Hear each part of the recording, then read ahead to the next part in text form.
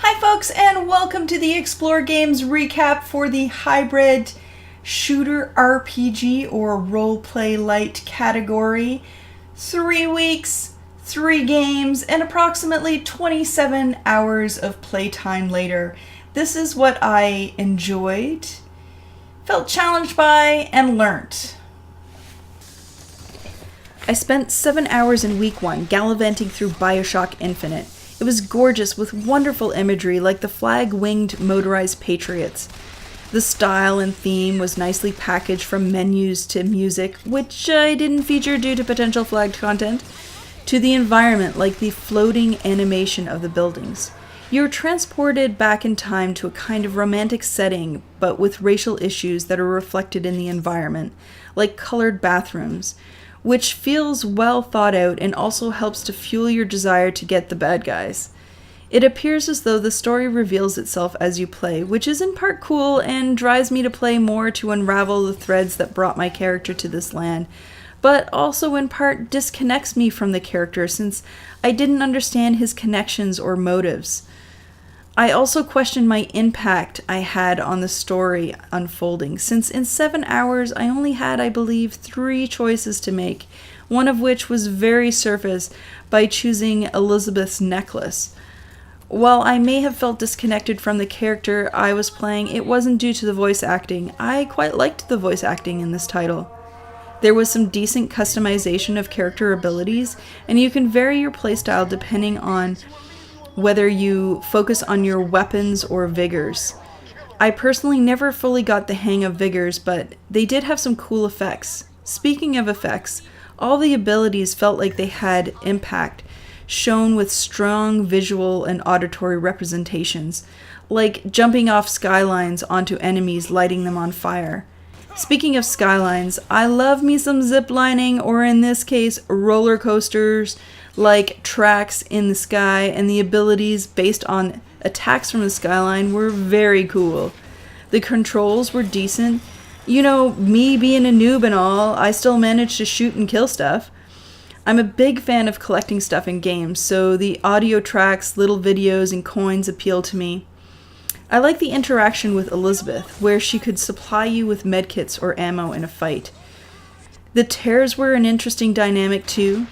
So, when we were playing first-person shooters last month, I played with the field of view, and this time I looked at controller sensitivity to see if it could help with my ability to aim and shoot. Moving away from defaults and playing with settings is definitely part of really understanding your game and being able to customize it for your personal abilities and fun factor.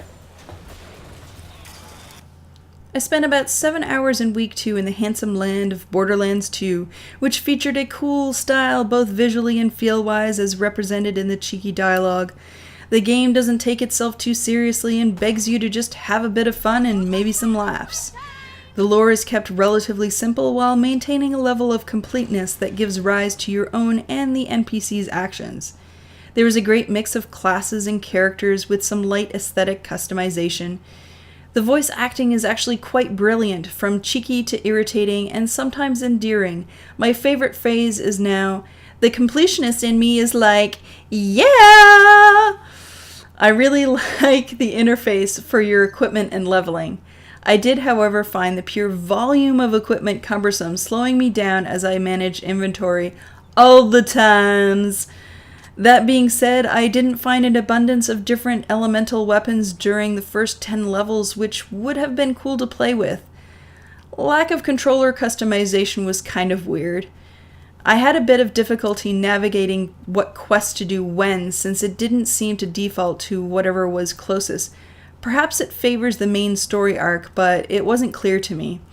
That being said, this is an example of how much game there is. You can follow the main story arc or trek through a decent amount of side quests. You can also just explore. The world feels very large and open, allowing you to simply venture around, kill stuff, collect stuff, and level. These things definitely benefit the longevity of your play experience. I did, however, find it irritating at times to kill stuff, going out to a quest point, and having to clear again returning to the hub to turn in.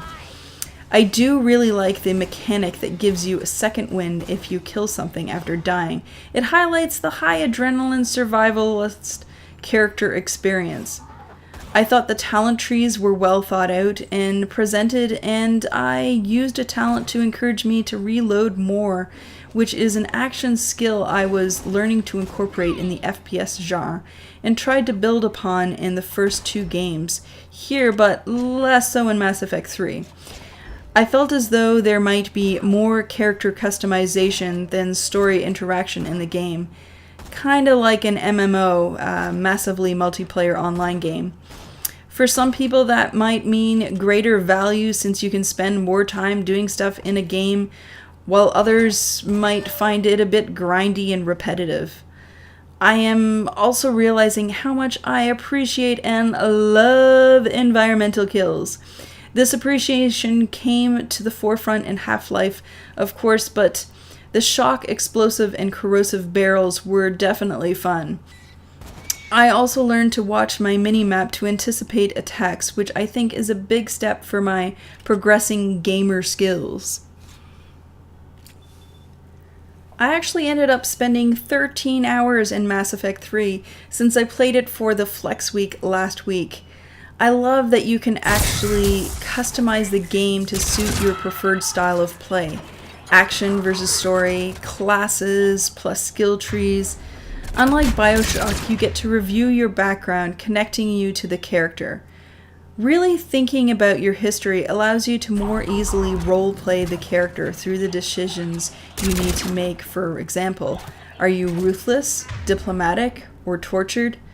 Hubby and I like to evoke character attributes from some of our favorite sci-fi shows, like the heavily diplomatic In the Face of Total Annihilation, Babylon 5, or Andromeda, asking, what would John Sheridan do? Or what would Dylan Hunt do? You make a lot of decisions and feel like you personally are contributing to the story's unfolding. The controls are a bit weird, not having the ability to rebind certain keys as they are all mapped to the same one, and changing it would simply change all of them. They also had no controller support. This was another example of learning to go in and at least try to customize settings to increase the ease of play and therefore enjoyment. Having some control over a squad was interesting and actually easier to manage than I thought it might be. The races are beautifully designed. The universe and story are so well developed that it is so easy to get immersed. I also really respect how this game highlights strong female characters and same-sex relationships, like the strong military shuttle pilot mourning his husband. There is also so much supplemental lore that you can choose to read or not. I think it is really clever how they interface those supplemental reading and even tactic training through your personal console. I also like the level of gear customization. It gave me some control without slowing me down like in Borderlands 2. Here are a few more titles if you want to explore more of this light role-playing shooter type game.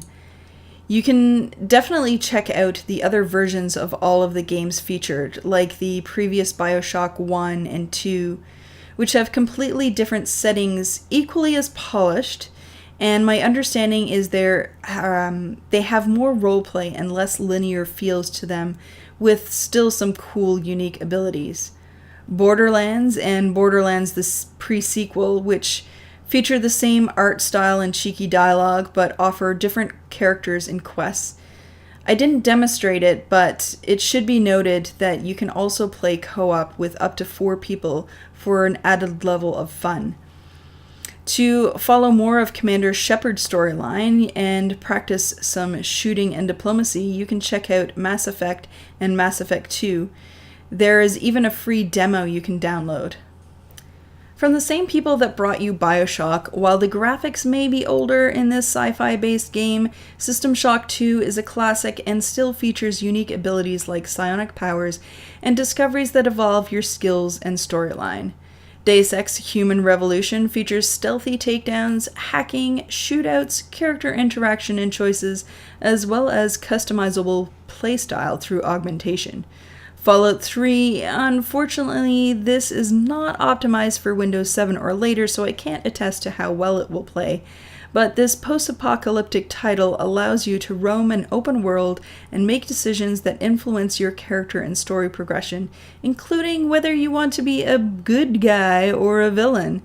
You can also choose what view you want to play in, which is fairly unique in games. Stalker Shadow of Chernobyl, because I'm not sure you can have too many post-apocalyptic open-world games to explore. This title combines some stealth, survival, combat, and story elements. I encourage you to check out some of these titles on Steam for more video, screenshots, and information to inform whether it might be something you might be interested in. You can also search Twitch or YouTube for playthroughs to get a sense of the game. Here are a few YouTube playlists I have already checked out and found some enthusiastic shooter RPG playthroughs. Check out Borderlands the pre-sequel with Spider-Bite and Hypermail on the Next Gen Tactics channel. Or check out the Many a True Nerd channel for some killing and Fallout 3, which gave me a good chuckle. I really wanted to gently nudge us towards my beloved RPGs, and perhaps this is just the right amount of story, character development, and action for you. As always, my hope is to scratch the surface of the ever-growing scope of games, to inspire you to dig a little deeper and find something that truly tickles your fancy.